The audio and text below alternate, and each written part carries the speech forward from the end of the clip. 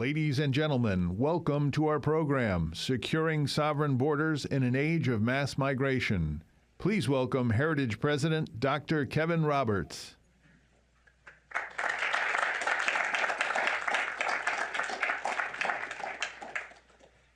Thank you, and most importantly, welcome to the Heritage Foundation. Those of you here in person, in particular, those of you who've joined online.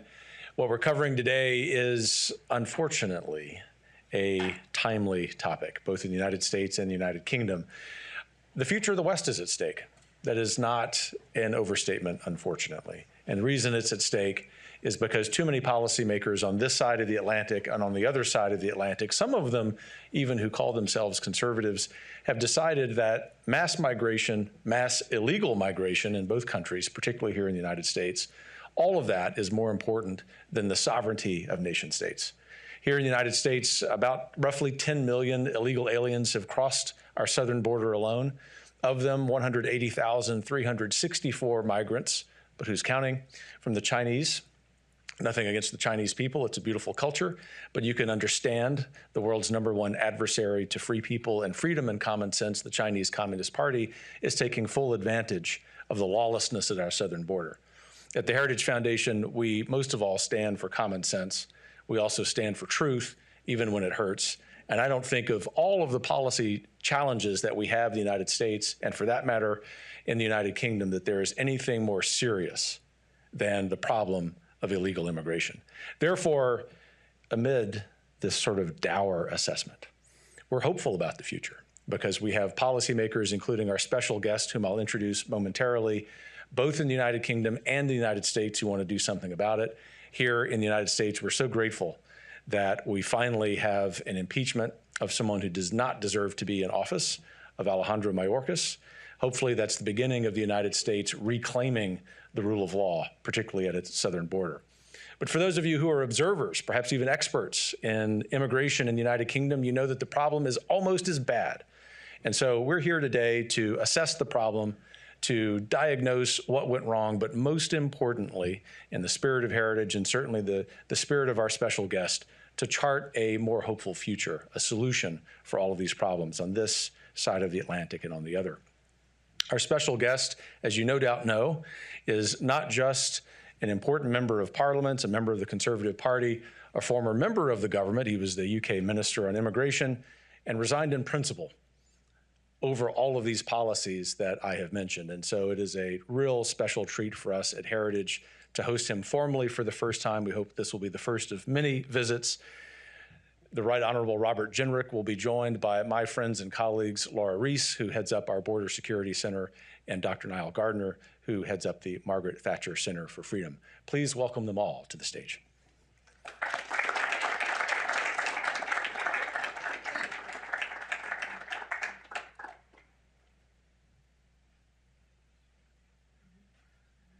Well, ladies and gentlemen, good afternoon, and thank you for hosting me here today. It's a great pleasure to be at the Heritage Foundation. I think I came here just over 20 years ago when I was on an exchange program that allowed British students to spend a summer in Washington. And I interned, first of all, for the great Condoleezza Rice when she was National Security Advisor at the White House. And then for an extraordinary and, to my British mind, eccentric British congressman, Don Young. And I got an intern's desk with a giant moose head over it. And the desk itself was made out of a part of the Alaskan oil pipeline that he always dreamed of. And so by comparison, British politics has always seemed rather tame. But I did at that time come here to the Heritage Foundation and enjoyed listening and learning from the tremendous work that you do here, and which Kevin and those of you who are part of Heritage here today continue to carry the torch for. And I'm very grateful for that. I'm particularly grateful to Niall Gardner, who is the special relationship made flesh. He keeps the bond between the United Kingdom and the United States alive, and in particular creates links between conservatives here and in the UK, which I think is so important and is going to be ever more so in the years ahead as we grapple together with great shared challenges of the 21st century.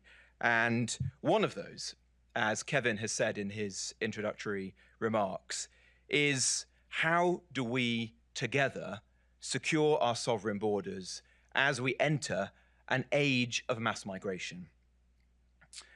In the UK, we have had, and those of you who follow UK politics will have seen this and continue to have, a very lively national debate about this issue. And that centres at the moment on how are we able to use a third country to remove individuals who've arrived illegally, primarily on small boats in the UK. But the debate in the UK is mirrored in each and every European country. In France, the issue has forced the French president to compromise with the opposition to avoid his landmark immigration bill sinking. And here in the US, the illegal migration crisis has led to a cabinet minister being impeached for the first time in 150 years. In fact, just yesterday, I was in Texas to see for myself the crisis on your southern border, meeting the Customs and Border Patrol officers on the front lines, facing extremely difficult challenges. Their commitment to protecting the border and indeed to saving lives was admirable, but it was clear that the numbers crossing were simply overwhelming the small border towns and communities. As the United Kingdom's former cabinet minister for immigration, I visited more European countries than any of my predecessors. And as I did so, it became abundantly clear to me that across the Western world, every government is grappling with exactly the same question. All the key indicators suggest that mass migration will be one of the defining challenges of the 21st century. Geopolitical instability, increasingly protracted conflicts, climate change, and improving living standards will all contribute to even greater migratory flows. Indeed, even the World Economic Forum predicts that migration will become one of the top 5 global risks in the next decade. It will be one of the central political issues of our generation. Nevertheless, there remains a profound delusion in some quarters that the issue will simply go away if politicians spend less time talking about it, that the public only care about this issue because we talk about it. No, the public care about it, and we need to address it. These commentators fundamentally misunderstand not just the scale of the problem ahead, but often sheltered in ivory towers, they miss the extremely damaging consequences of mass illegal migration that ordinary people can see in their day-to-day lives. Illegal migration is one of the defining challenges of this century precisely because it is also one of the great injustices. From the Mediterranean or the English Channel to the Rio Grande, thousands of people, millions of people are taking risks with their lives. Thousands of people are losing their lives. Those that make the journey successfully are overwhelmingly young, fit, single men who are healthy and comparatively rich enough to travel, often with women and children left behind. And so our finite resources are diverted from the very people we might want to help the most. Communities in destination countries are seeing their neighborhoods negatively affected and their taxes rerouted to provide irregular migrants ahead of themselves, with the poorest communities impacted the most. In the UK, many of those coming in this manner are from very different countries to our own, those that don't share our Western values, and who will prove immensely challenging and costly to successfully integrate into our society. I believe wholeheartedly that tackling this issue and ending these injustices is undoubtedly the right and the moral thing to do. But more fundamentally, this issue won't go away because the public demand action. Border security is a first-order responsibility of any government, and so protracted, visible border chaos, whether it be here on the southern border in the United States or in the English Channel and Dover and Kent in the United Kingdom, is immensely damaging to public trust in government. Coupled with the broader question of the scale and the pace of legal migration that we choose to allow as nations, and how successfully we integrate and avoid disunited countries, migration is set to be one of, if not the defining issue of Western politics in the years ahead. And so, as we collectively face and grapple with this challenge, it is absolutely vital that like-minded countries have a dialogue where we share best practice in the interests of both our countries and our peoples. That is what I hope that we can achieve and that we can advance together. And so in that spirit, I wanted to start the conversation this afternoon with 3 observations and then open up to your questions and the debate to come. Firstly, that border security is national security. The border crisis Western governments are facing is a broader national security emergency.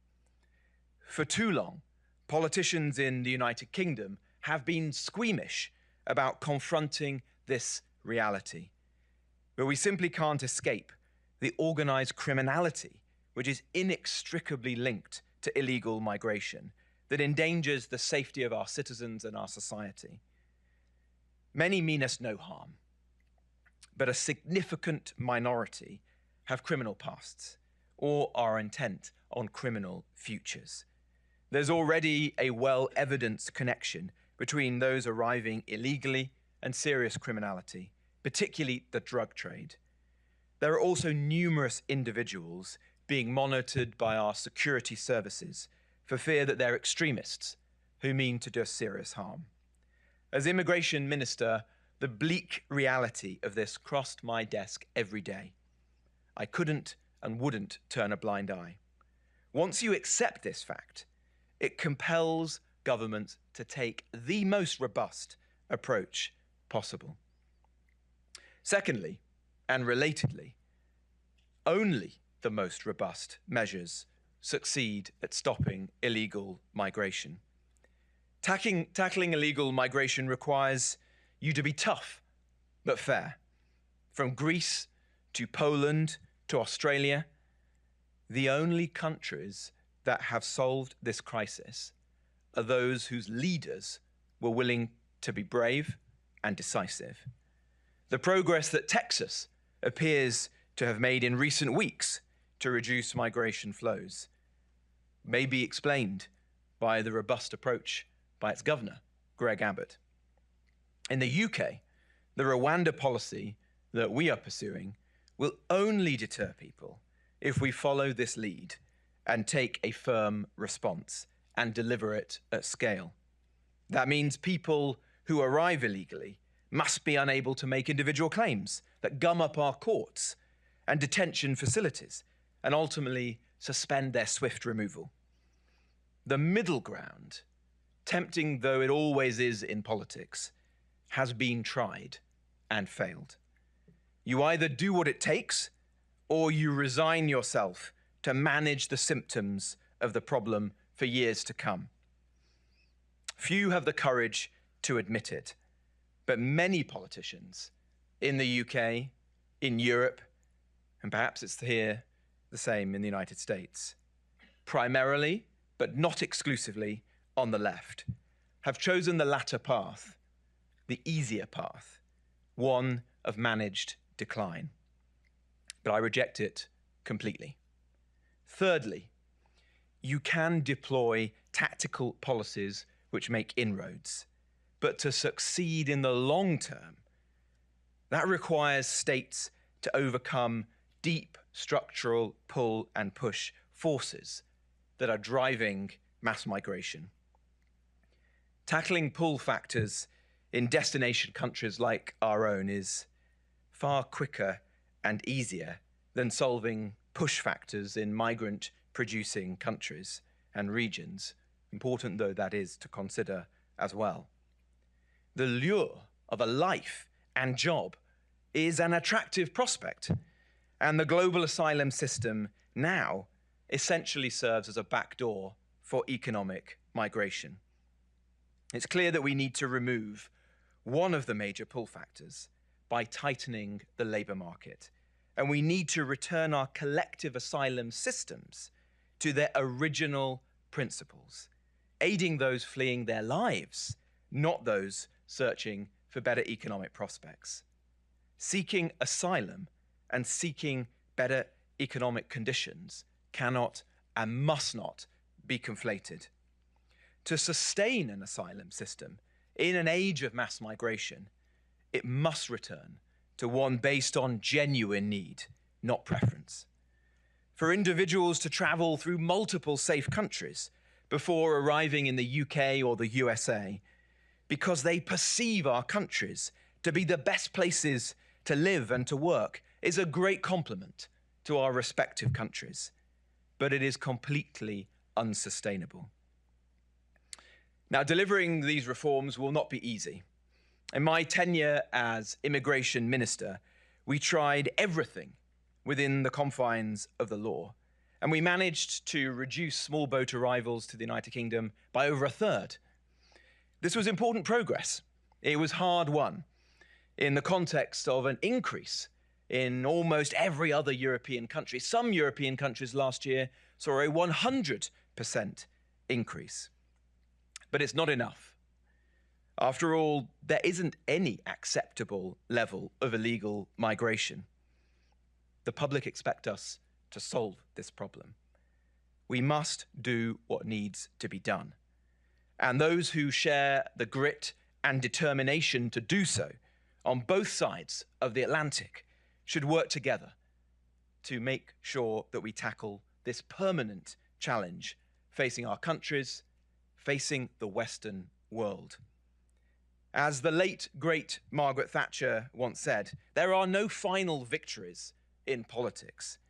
Achieving and maintaining progress takes constant vigilance. It takes hard work. It takes the willingness to incur controversy, and few issues are as controversial as migration. It takes the courage to make and win the argument. Securing our borders is one of the great challenges of our generation, and it's one that we must rise to. Thank you very much for having me this afternoon.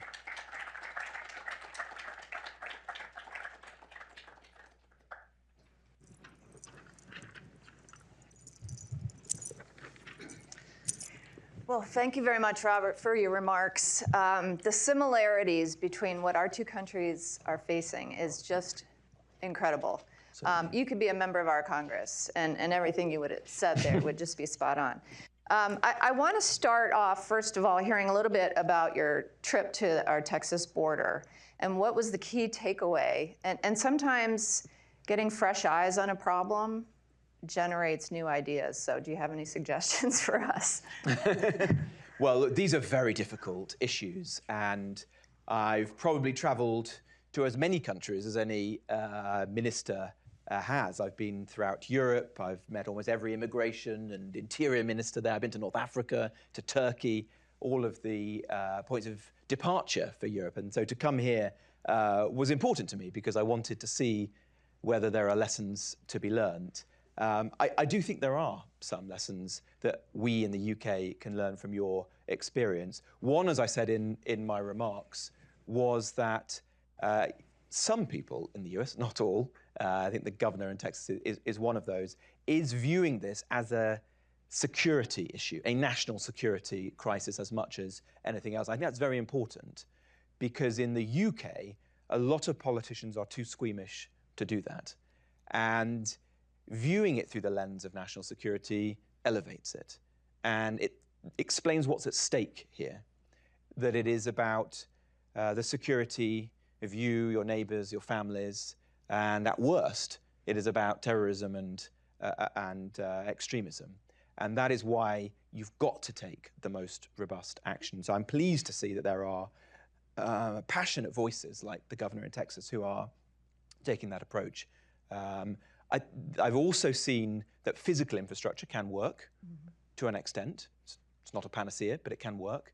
And some of the steps that you've taken here, whether that's the wall where it's been built or using buoys on the Rio Grande, although I would suggest it probably needs to be done at greater scale, can make an impact. We deployed those same buoy blockades on the canals and the estuaries of northern France with the consent of the French.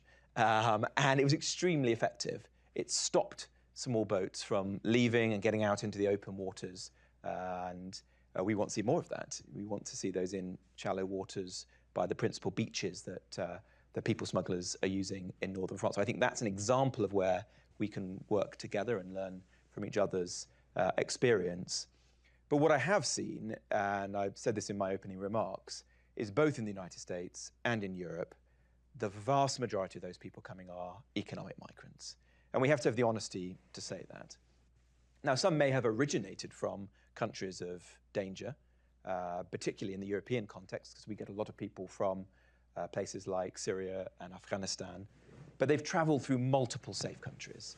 And so by the time they come to northern France, they are choosing to come to the United Kingdom, not out of fear for their lives or persecution or human rights, but because they perceive the UK to be a better place to live, to work, a country with better hotels to be housed in or benefit system to support them and their families. And you've got to tackle the root causes of that pull factor.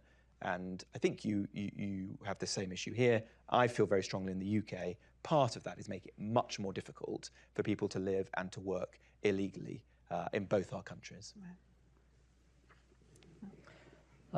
Robert, firstly, thank you very much for joining us today. Tremendous remarks. I think my former boss, Lady Thatcher, would have hugely agreed with you on all your points.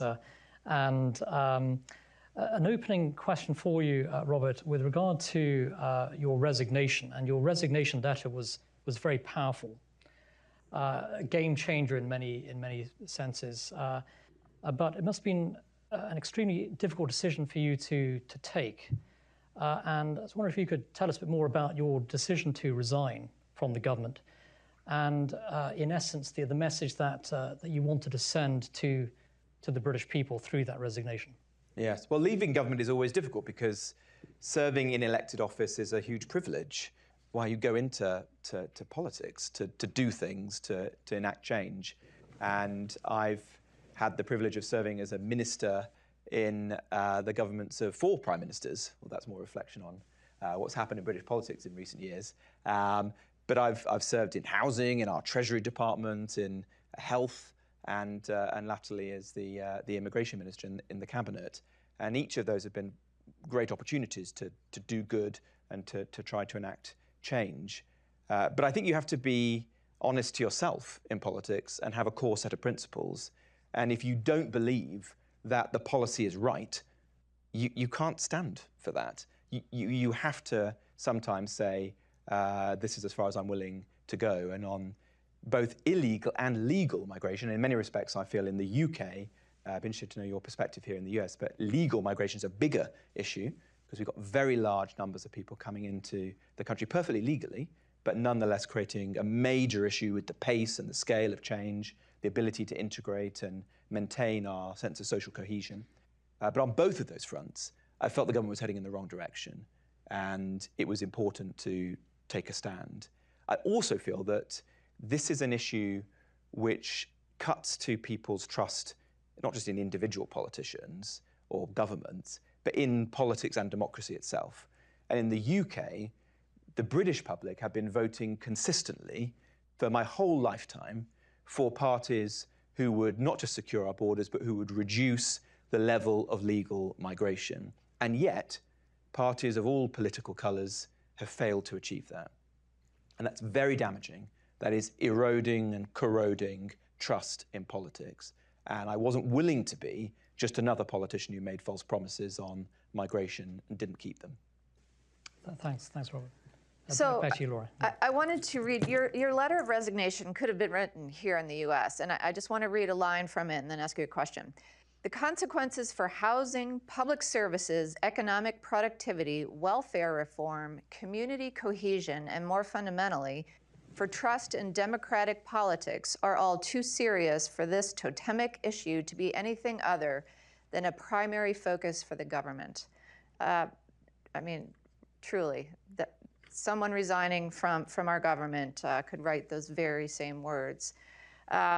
You also mentioned in your letter that you had been closing hundreds of the farcical asylum hotels. And I'd like for you to tell us a little bit more about that, because here we have sanctuary cities and non-governmental organizations housing illegal aliens, all of whom the media and this administration refers to as asylum seekers in hotels. And it's truly become an economic issue, a safety issue, issue for tourism. I mean, just the downstream effects are remarkable. And I don't think many have thought, how are we truly going to not just reverse this situation, but improve life for Americans in our communities? Yes, well, we have a very similar situation. That's, there's so many parallels between our two situations. Rather like in the United States, we have been spending billions of pounds on housing illegal arrivals in hotels, sometimes luxury hotels, hotels that our own citizens could never afford to stay in. And I think a first principle for politics is you should never put the interests of illegal migrants above those of the people you were elected to serve. And I feel that's exactly what we have done in recent years on this issue. When I was first appointed Immigration Minister, we had hundreds of these hotels costing £8 million a day, which was a lot of money to us. I mean, actually, the figures are probably larger in the United States, but still a huge sum of money. And it was both the wrong thing to do for the communities, as you say, because these were taking away valued assets that people want to use for business travel, for tourism, for weddings and birthday celebrations, life events. But also it was creating an enormous pull factor to the UK. I remember going to one of our reception centres and on the south coast, and somebody coming up to me and saying, "Please, sir, can I go to the Holiday Inn in Oxford?" As if I was a travel agent. But that was the sentiment back then, and it was completely wrong and unjust. And so we set out to change that, and we have now started to close the hotels. We have a moratorium on new ones, and we are now in the process of closing them at quite a fast pace. And some of those people are being transferred now to disused military bases that we've set up, the first of which have opened. And we've also taken a former barge, which is on the south coast where people are being housed. These are all perfectly humane and decent forms of accommodation. They're often characterized as not by left-wing NGOs and opposition politicians, but of course we care about treating people with due respect. But it's not right that people are being housed in such luxurious accommodation. The second parallel with the situation here, where you have these so-called sanctuary cities, is that in the UK, we have a number of politicians and political parties who posture about being welcoming, but their actions on the ground never quite meet their rhetoric. And so they will vote for more generous migrant schemes in our parliament, but then try everything they can to stop those migrants actually ever ending up in their own communities. And what we have tried to do is adopt a more equitable approach where everybody in the country shares the same burden, and also that the promises that we make in Parliament are grounded in reality. One thing we've done in that respect is to pass a law to say that if we ever create new safe and legal routes to the UK, like refugee resettlement schemes, first you have to consult every local council in the country and ask them how much capacity do they actually have, and set the number of people coming into the country appropriately. And if every council says, well, we've got no capacity because we need to look after our own people or vulnerable people in our own communities, the homeless in our own cities, then the scheme will be very small. But it's absolutely right that our promises are grounded in reality, and we don't, in Parliament, make checks that other people have to pay. And I think one of the things I've learned in this role is it is often the poorest communities that are actually facing the burden of this. It's very easy for people who are inured from this, who live sheltered lives, to want us to be a very generous country, because we all want to be a big-hearted country. The United States does, the United Kingdom does. But you've got to think about the people who are actually going to pay the cost of that, because it's their children that won't be able to get housing, or they will be living next to the hotel that's going to be housing the migrants. And that is the mindset that I try to bring to the role. And I think many of the politicians that you no doubt admire here in the United States are also trying to instill that sense of realism in the debate.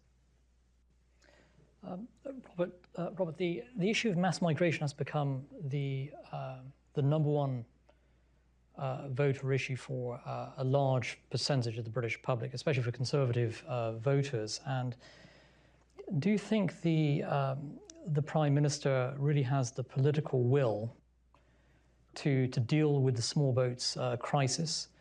And large numbers of Conservative voters, of course, have left the party. Some are moving to Reform, for example.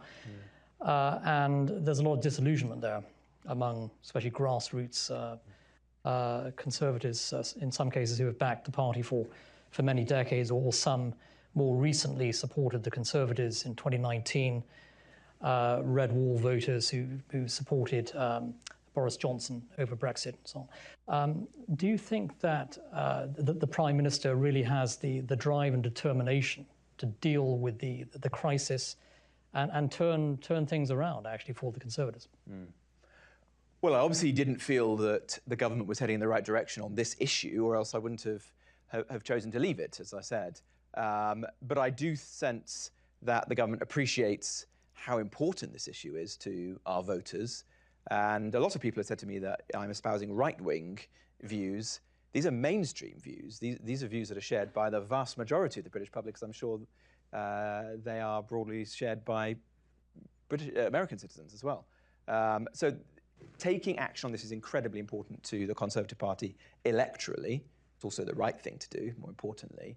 And I think that the bigger issue in the years ahead, perhaps here in the United States, certainly in Europe, is that if centre-right parties don't step up to the plate and take action, then you can't expect to remain the dominant political forces in the years to come. And you see in a number of European countries that insurgent parties are coming forwards, sometimes on the far right, who are making these arguments, who are articulating the views of their local publics. And if we as mainstream centre-right politicians don't get a grip on this, we're going to be in real danger. And I believe the Conservative Party in the UK, is the world's longest, most successful political party. It's been able to adapt generation after generation because it tries to understand the issues of the day and come forward with practical solutions. If we don't get a grip on this,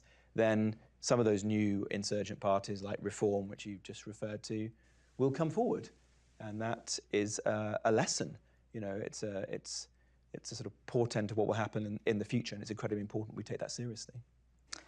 And on the issue of the pro-Palestinian, pro-Hamas protests on the streets of London, which in some ways is related to the broader issue of mass migration, what do you think the British government should be doing in order to deal with what is viewed by many British citizens as growing lawlessness, open support for terror movements? Many British Jews feel afraid to go into central London on Saturdays when these protests take place. Whole swathes of central London, especially Westminster, are occupied by these protesters, and they've been described as hate hate mobs, hate marches. And many British Conservatives are really deeply concerned about what is happening here, and they feel that the British government isn't doing enough. In your view, what should the British government be doing in terms of addressing these mass protests, which seem to be taking place almost every weekend? Well, I've been very disturbed by these marches, protests, however you want to describe them. Not everybody who attends them is a Hamas supporter, but almost everyone who attends them is associating themselves with some fringe individuals who do attend them, who are Hamas supporters, who are glorifying, valorizing terrorism and heinous acts that happened in Israel. And that's very concerning, because that speaks to the country that we are, the country that we've become. As a sort of short-term matter of policing, I think we should take a very firm line. I don't think it's acceptable for someone to be shouting jihad on the streets of London. The police need to take action against those individuals. They have the legal framework that's necessary. If there are ways in which we need to change the law, then we could and should do. But we've got to restore respect and decency to our streets. As immigration minister, I adopted a policy whereby anyone who was found not to be a British citizen, someone who's here on a visa, should be removed. I think a visa is a privilege. It's a right. You're a visitor to our country, as I am to yours today.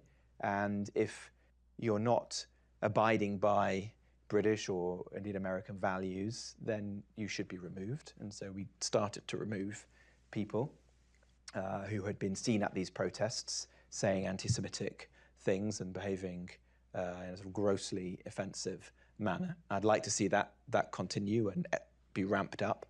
But there's a broader question, which is the prevalence of extremist and anti-Western views within our own country.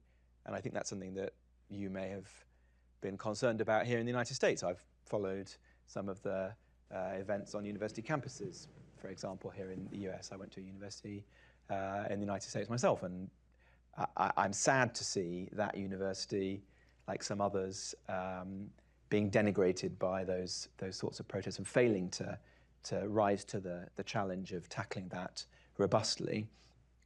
And I think there is a read across to immigration in that respect, because certainly in the UK, we are in a period of great change where the numbers of people coming to our country are very large, as I say, perfectly legally, but they're very large numbers of people, unprecedented in its scale. And that is clearly proving difficult to successfully manage. We are failing in our ability to integrate those people and to build the kind of united and cohesive country that I want to see, where there are common bonds, common British values. And I think that should give us pause for thought. It certainly should lead us to the conclusion that we want to slow the pace of migration so that it is easier to manage that process. And then we should think very carefully about how we educate young people and how we manage integration and don't lead to segregated communities, people leading very separate lives, people not accepting that they're part of one country that has a great history that we should be proud of and a common future. Thanks, Robert. So for the US, the flow of migrants that are coming up through the Western Hemisphere, it seems to be very organized, coordinated, and therefore funded. Are you seeing the same thing for the UK? Does there seem to be an international body, coordination, encouragement, globalist leaders encouraging it, funding it perhaps? And if so, why do you think that is?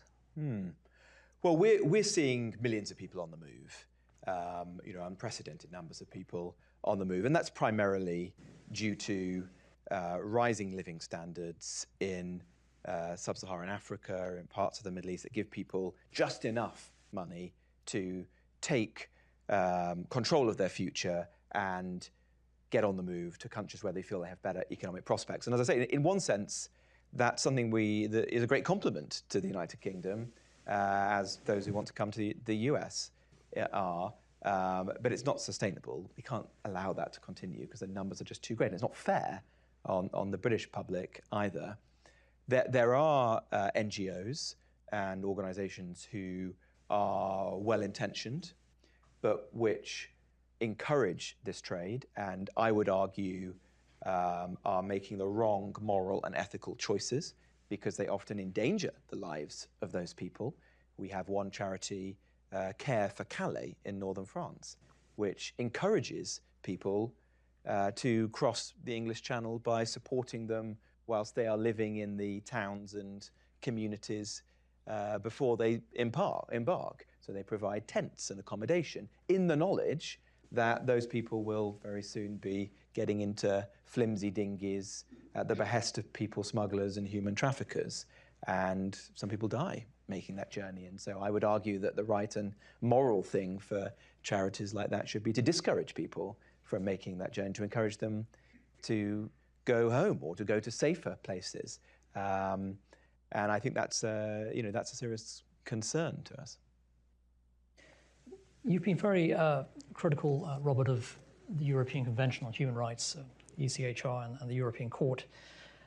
In your view, should Britain leave immediately? And if so, how would that, in fact, work in terms of the process? Well, I think it's our membership of the European Convention on Human Rights is becoming increasingly unsustainable. I think that in the months and years to come, that will become ever more apparent to the public, and the argument for leaving will grow in the UK. Why is that? I think you have to go back to the foundation of those international treaties and frameworks, like the European Convention on Human Rights, and most, if not all, were born in the aftermath of the Second World War, where in Europe we had suffered the tragedy, the horrors of the Holocaust. There had been millions of people displaced from the violence and the destruction of that conflict. But it was a very, very different world to the one we find ourselves in today.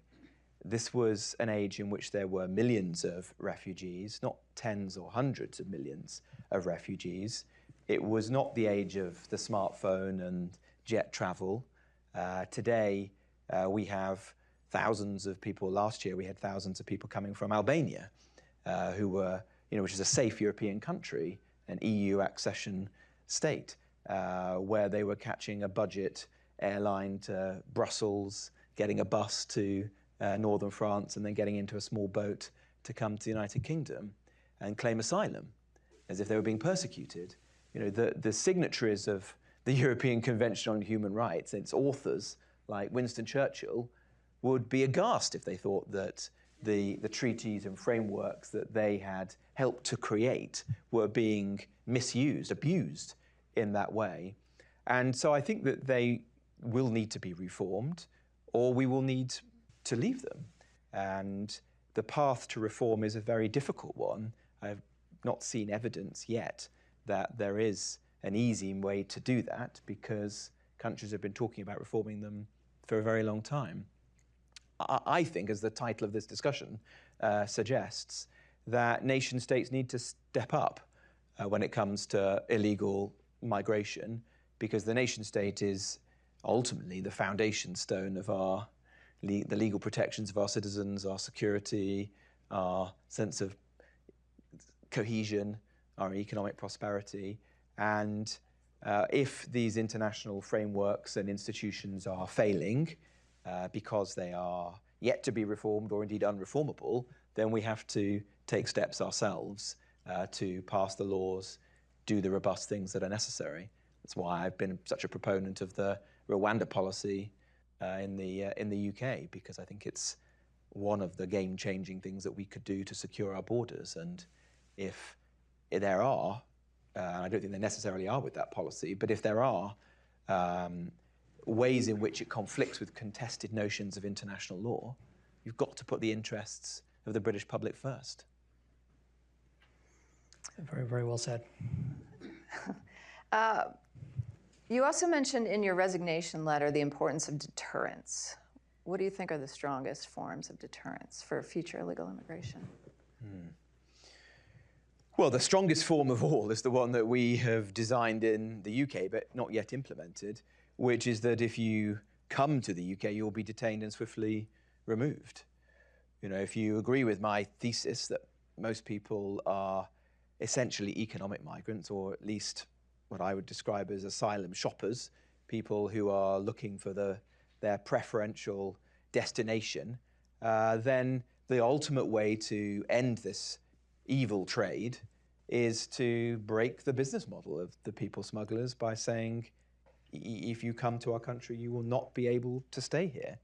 And so hard as it is to design and implement policies like that, that is the best way to resolve the issue.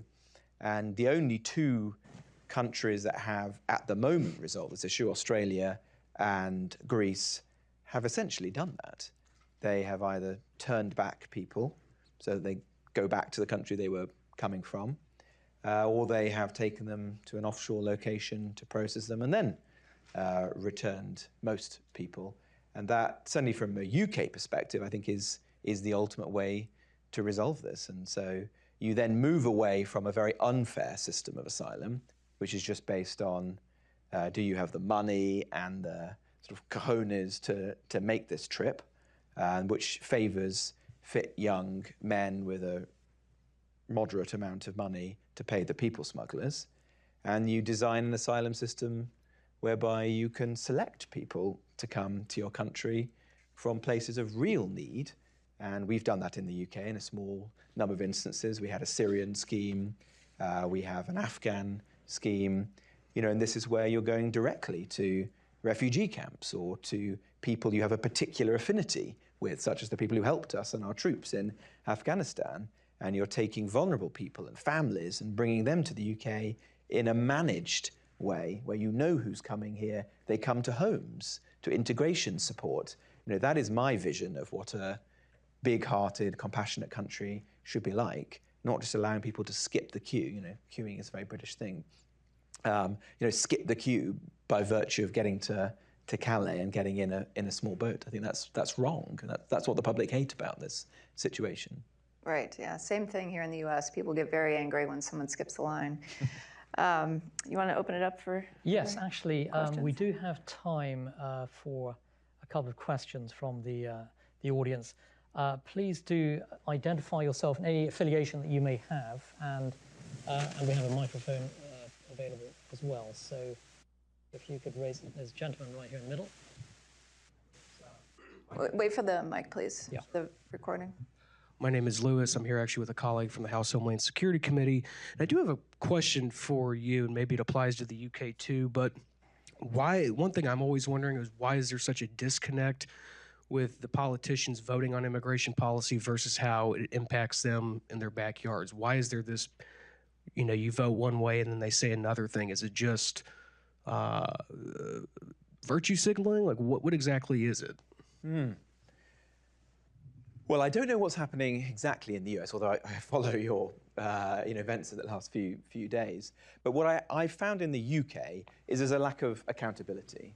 And so you have politicians down in Westminster saying that, or voting for relatively lax migration policies because they don't want to be out of step with lawyers and NGOs and the sort of dinner party circuit in Westminster, or they're worried about how they would be perceived on the gilded international circuit.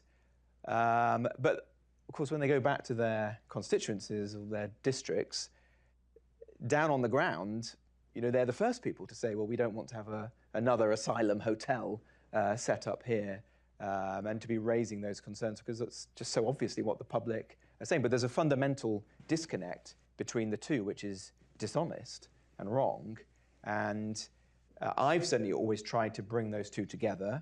You know, that's why, as I said earlier, for example, I passed a law to say that if we want to set up a scheme for refugees, then it needs to be rooted in, well, how many homes do you actually have in your district? And you can vote for it and have your name on record as to how you voted. How many people did you want to be brought to your community? It may be a large number, but at least you're then accountable for the decision that you've taken. And then I think the other issue is that certainly in the UK, a lot of politicians do just want to find a middle ground and to think, well, we don't need to do this very robust approach. There must be a middle way through this problem. And that's, I think, as pragmatists, and there's nothing dishonorable about pragmatism. That's what politics is, isn't it? There's romance and there's reality, and you try and find a pragmatic way through problems. And some of the politicians I most admire are the ones who try to find pragmatic solutions. But I think on this issue is quite different. Certainly in the UK, it may be the same in the US, the middle way has been tested to exhaustion, and it hasn't worked. If you want to stop this, you do have to adopt the very robust approach, which at times can seem unpalatable, and you can become controversial. You can be accused of being, uncompassionate. But it is the solution, invariably. And I think you also have to make the argument that it is the most ethical and moral and compassionate thing, because if you actually care about stopping this evil trade once and for all, you've got to take those difficult decisions. Thank you. And there's a question from the lady sitting here in the front. Thank you. I'm a congressional journalist covering immigration, and I'm wondering about the link you're seeing between Brexit supporters and non-Brexit supporters in terms of this immigration issue. What I'm finding here when I talk to a lot of liberal, democratic progressives is they have a hard time with that second word in your title here, sovereign nation states, sovereign borders. It's kind of a nationalist versus globalist idea, and especially when it comes to borders and immigration and mass movement of people. And what is that link with Brexit? Very interesting question. Well, I do think there's a fundamental divide now, and it's likely to increase in the years ahead, between those people who believe in the nation state as the fundamental building block of society and economies, and those who don't. And on the debate around migration, that is ever present. It's those people who want us to take control of our borders and those who are willing to tolerate a much more open global society with all the consequences of that, and are essentially asking the public to make do with their lot and just deal with the symptoms of this problem, which I don't accept. I think the mainstream view in the UK is to get a grip on this issue. I think that the vast majority of the British public want us to get a grip on this issue. There is some read across between those people who voted for Brexit and those people who don't, but the overwhelming majority of the public are united.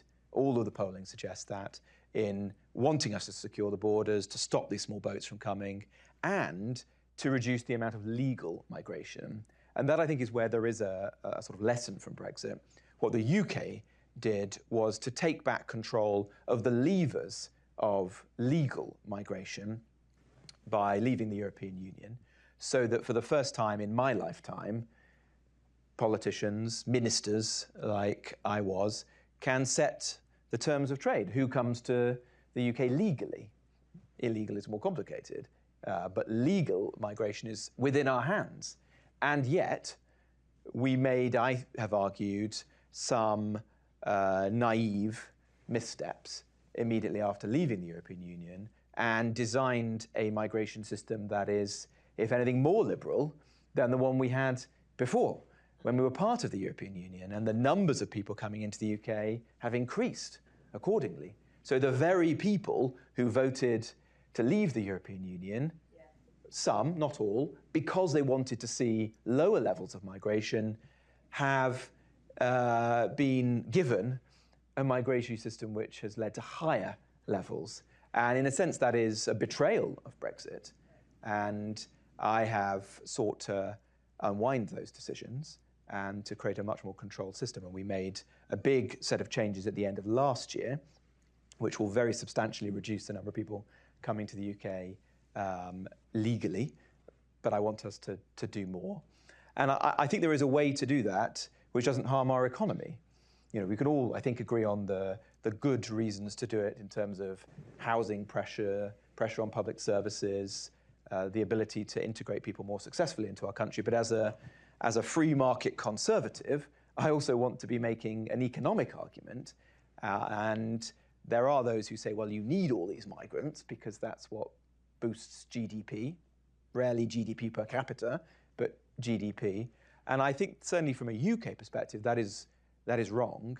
That has led to flatlining growth, low productivity, because many businesses have relied on the easy lever of foreign labor rather than investing in skills, in the domestic workforce, in technology, automation, AI, all the things that will be the drivers of economic growth in the future. And I think there is a way to reduce the amount of illegal migration into our country, but also reignite the economy and drive economic growth. And as I say, the test of that to me is GDP per capita, not just GDP, because I don't just care about the size of the pie. I want to make each and every person in our country richer and more prosperous.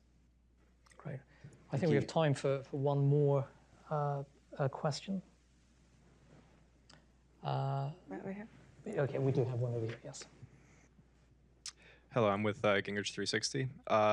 So one issue we have in the United States right now is how mass migration affects voting blocks, especially with the decreasing standard in certain states for voter identification or voter verification. It's kind of a bit of a tacit strategy for the Democratic Party to increase its number of voters in certain states with mass migration. Do you see the same thing happening in the UK? Well, some time ago, in Tony Blair's government, there were politicians who said, I think privately, although their comments were reported rather than publicly, that they welcomed mass migration because they thought that it would ultimately drive more voters to the left of politics. It's a bit more complicated than that today in the UK. I mean, there are many second and third generation migrant communities who are very strongly conservative, as you see in parts of the United States as well. So it's much harder to draw those lines, I think, in the UK. But I think what everybody is concerned about is the pace of change, and the numbers of people coming in are placing huge strain on some communities. And in those places in particular, it is becoming a really serious political issue. Thank you for those questions. I'm afraid we're out of time. And if I may, Robert, I'd just like to invite you to say a few closing words. It has been, I think, a tremendous discussion today. Well, Niall, thank you very much indeed for hosting me here today. I just want to thank you for the questions. And I think the parallels between the situation that you are facing here in the United States and that we're facing in the United Kingdom, in fact, all Western developed countries, are very clear. And this will be one of the issues that all conservatives must care about in the years ahead.